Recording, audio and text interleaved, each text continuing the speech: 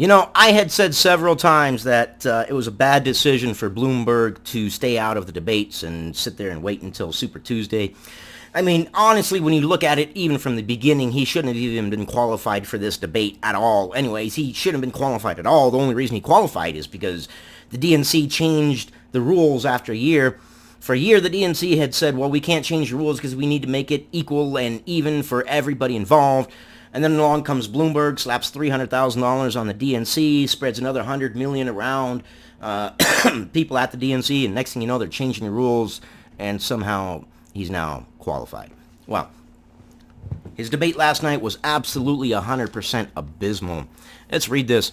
Mike Bloomberg shrugs off beatdown in Las Vegas debate as his campaign says billionaire who already spent $400 million is just warming up. Just warming up. You should have already been warmed up. You should have been in it from the beginning, not sitting back, spreading your millions around, waiting for Super Tuesday.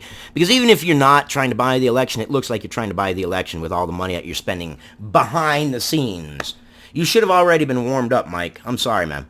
An abysmal performance? Yeah, you were attacked from all sides and you had zero defense. Michael Bloomberg shrugged off his ghastly debate performance with his campaign vowing he's just warming up after the former mayor was universally paying for his stage debut. Yeah, it was abysmal. He was stiff. You could tell by his facial expressions that he felt like he was being attacked, and he was being attacked from all sides. I mean, heck, Warren didn't even attack Bernie Sanders at all. They all attacked Mike Bloomberg, and well-deserved, too. His policies are questionable, to say the least. You know you're a winner when you're having attacks from all the candidates. No, you know your policies suck when all the candidates look at you and say, well, this and this and this and this and this and this. They're not attacking you because you're a winner. They're attacking you because you're a loser. Everyone came to destroy Mike tonight. It didn't happen. It didn't? It didn't? Did this person... Did Bloomberg's campaign and I watch the same debate? Wow. Okay. Yeah, sure, yeah. You totally lost, but he's just warming up. They didn't destroy him. Yeah, okay, all right. Good God, there was one point where I thought he was going to start crying. Bloomberg's campaign manager, Kevin Sheekey, said in a statement after the debate that it didn't happen. He was just warming up tonight, Sheekey added. Yeah, he should have already been warmed up. Hell, he shouldn't even be in the debates. He's not qualified. Not really. Not if the DNC had stuck to their guns and not changed the rules due to money and sold their souls. He was subjected to repeated pummeling from the other contenders who attacked him on his record with women, his treatment of minorities, his time as mayor, and the billions he has made as a businessman. Now, I don't fault him for the billions he's made as a businessman. Good for him. It just shows that he was a sharp businessman. Can't fault someone for being successful. But his policies and his stop and frisk and things like that, and him telling a pregnant woman that she had to get an abortion, well, those are what he's being attacked on. The former mayor kept on with business as usual. He rolled out 3 new congressional endorsements Thursday morning. Democratic Representative Josh Gottheimer of New Jersey, Nita Lowey of New York, and Pete Aguilar of California. Those bring Bloomberg's total congressional endorsements to 15, behind only Joe Biden. And yes, what are those endorsements doing for you or Biden? Dick squat. Nothing. I don't care if you have 100 endorsements. They ain't going to win you the election just to have someone say, oh, yeah, he's a good guy, he's a good guy, he's a good guy, he's a good guy.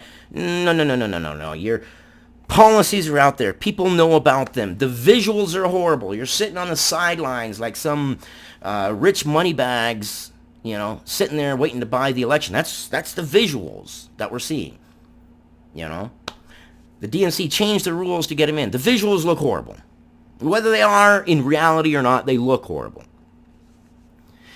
And he'll be campaigning in Salt Lake City Thursday, but he notably did not appear on any of the morning shows to defend his performance. Because he can't defend it. If he went on a morning show to try to defend his performance, he would end up looking even worse because, well, he'd be attacked on his performance there, and he wouldn't be able to defend it, and he would look worse. Bloomberg's stiff and testy manner is stiff. The guy looked like I don't know. He looked like it was made out of granite, like he was trying to stifle tears. Bloomberg's stiff and testy manner on the Las Vegas stage led to questions about the viability of his campaign and if it can last past Super Tuesday, where the former mayor is banking on winning a majority of delegates when 14 states hold their primaries. The criticism, however, has not lightened up, and rightly so, it shouldn't. Yeah, even President Donald Trump weighed in via Twitter. He had played an interview that Bloomberg had done years ago saying that Trump is a New York icon, and then Trump tweeted, the real Mike, Mini Mike, that's what Trump calls him, the real Mini Mike exposed, basically. He is a fan of Donald Trump. Thank you, Mike. Oh, my Lord. We'll go ahead and read it. Even though I just said it, we'll go ahead and read it so you can get it in complete context. Even President Donald Trump weighed in via Twitter Thursday morning, warning a Washington Post reporter who misspelled Bloomberg's name as Bloomberg to learn how to spell the name Bloomberg before it's too late and he's gone. Well, first, Trump, you shouldn't be calling anybody out for misspelling, but I got you. The president has also retweeted a video clip of an older interview Bloomberg gave to Fox News where he called Trump a New York icon. This is the real Mini Mike, he admitted many times that he's a fan of Donald Trump. He's a New York icon. Thank you, Mike, the president wrote. And he got in a third jab, retweeting a video that shows Mike Bloomberg dwarfed by a podium with his jab. This makes Mini Mike look good compared to his performance last night. Worst debate performance in history? Not the worst. Stiffest? Yeah. The guy really looked like he was trying to do the stiff upper lip and hold back tears as he was being attacked from literally all sides. I have no doubt that he is about to drop tonight another $1 million on his campaign. Oh yeah, wait, sorry. Let's back up. Elizabeth Warren, who led the attacks against Bloomberg on Wednesday night, said he would probably spend more of his billions to counter his poor debate performance, which he absolutely will. He absolutely will. He's a multi-billionaire. Of course he's going to spend millions to CYA. Cover your ass.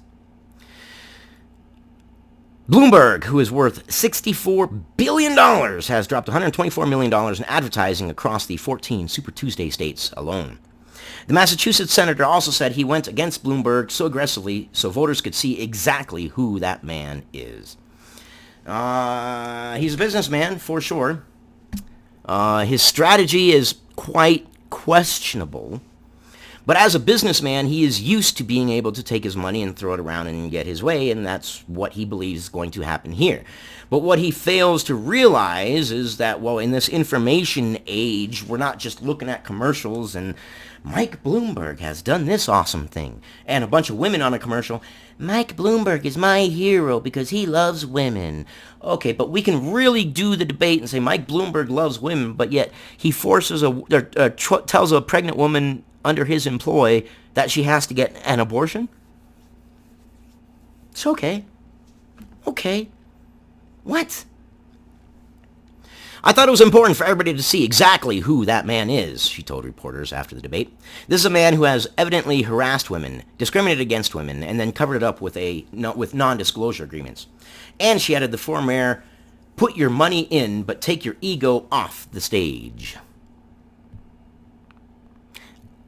I didn't really see that he had much of an ego. I saw that he was stiff, and it seemed like he had no idea what he was doing. He should have warmed up with the previous debates. He should not have stayed out past Super Tuesday. I don't like Mike Bloomberg to begin with anyways, full disclosure. I think his policies are crap. But, hey, he's in it. Bloomberg came under fire from his rivals for not campaigning in the earlier voting states of Iowa, New Hampshire, Nevada, and South Carolina, where the tradition of retail politics tests candidates, messaging, and staying power. Yeah, and it does. He could have, if nothing else, used those as testing grounds, stick his toes in the water, adjust his strategy, adjust his campaign a little bit, but he didn't, because he figured he's got millions. He said, I got millions. Money is what elects a president nowadays, and I got it. And it sucks when you think about it. Money does kind of elect the president nowadays, doesn't it? Think about it. Think long and hard. When was the last time that we had a president who wasn't a multi-millionaire? Name it. Go ahead. I'll wait. Nothing? Nothing yet? Yeah. Long time. Way back in the day, they weren't even paid for the position. They had regular jobs. Way back in the day, the normal citizen could walk up to the White House and have a conversation with the president. Just saying. Of course, I don't recommend that nowadays because, well, nowadays there are some pretty crazy people out there. But money in politics. Money in politics. The former mayor has instead looked ahead to Super Tuesday and let an army of campaign ads speak for him.